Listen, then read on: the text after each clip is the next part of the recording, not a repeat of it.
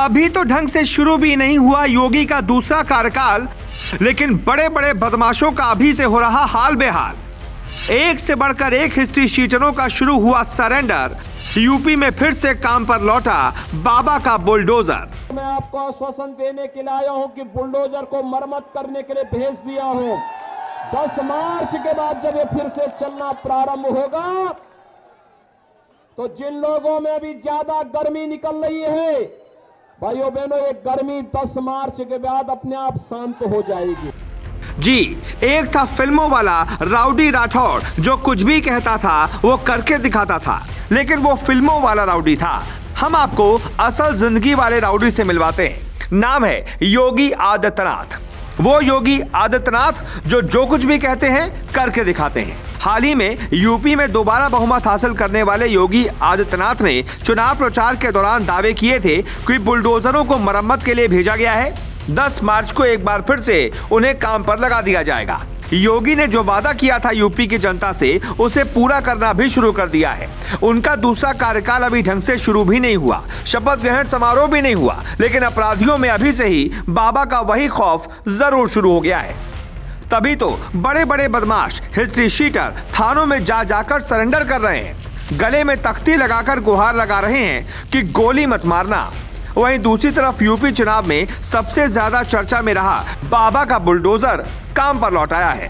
गुंडे माफियाओं की अवैध संपत्तियों को ध्वस्त कर रहा है। सबसे पहले ये तस्वीर देखिए। वादे के मुताबिक यूपी में भाजपा की सरकार बनते ही अपराधियों और माफियाओं के अवैध कब्जे और प्रॉपर्टी पर बुलडोजर चलना शुरू हो गया है।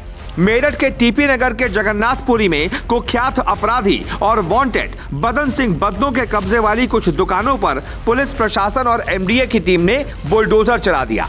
इस दौरान दुकानों का ध्वस्तीकरण किया गया।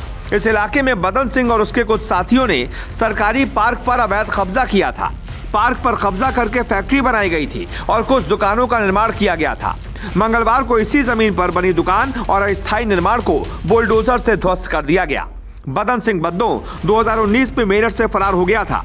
इसके बाद से उत्तर प्रदेश सरकार बद्दो के साथियों पर शिकंजा कसने में लगी हुई है। बदन सिंह बद्दो की तलाश भी की जा रही है, लेकिन 2.5 लाख का इनामी बदमाश अभी तक पुलिस के हाथ नहीं लग पाया। अब ये दूसरी तस्वीर देखिए। गोंडा में अपहरण मामले में फरारी काट रहा ये आरोपी गले में बोर्ड टांगकर गुहार करता हुआ थाने पहुंचा। बोर्ड में लिखा है, मुझे गोली मत मारो। यानी इसको भी डर है कि योगी सरकार में अब सरेंडर करना ही सबसे बेहतर विकल्प है, और अपराध किया तो गोली मार दी जाएगी, चुपचाप सरेंडर ही कर दो। अब एक और तस्वीर देखिए। ये तस्वीरें सहारनपुर के चिल्काना थाने की हैं। जिन हिस्ट्री शीटर्स की तलाश में चिल्काना थाना पुलिस लगातार दबिश दे रही थी और वो फरार चल रहे थे, मंगलवार को ये सब खुद ही थाने पहुंच गए और अपना अपराधों का कबूलनामा किया। एसएसपी आकाश तोमर ने बताया कि चिल्काना क्षेत्र में रहने वाले करीब 8 हिस्ट्री शीटरों के घर पर लगातार दबिश दी जा रही थी और उनके बारे में पता भी किया जा रहा था कि वो क्या कर रहे हैं, आपराधिक गतिविधियों में शामिल हैं या नहीं, लेकिन वो अपने घर पर नहीं मिल रहे थे। ताबड़तोड़ दबिश के बाद जब उत्तर प्रदेश में योगी सरकार फिर से दोबारा आ गई तो हिस्ट्री शीटरों ने मंगलवार को देर शाम चिल्काना थाने पर पहुंचकर सरेंडर करना ही मुनासिब समझा। ये सारी तस्वीरें इस बात की गवाही दे रही हैं कि अब यूपी में एक बार फिर से योगी हैं तो यूपी सुरक्षित है। ब्यूरो रिपोर्ट, अपना उत्तर प्रदेश।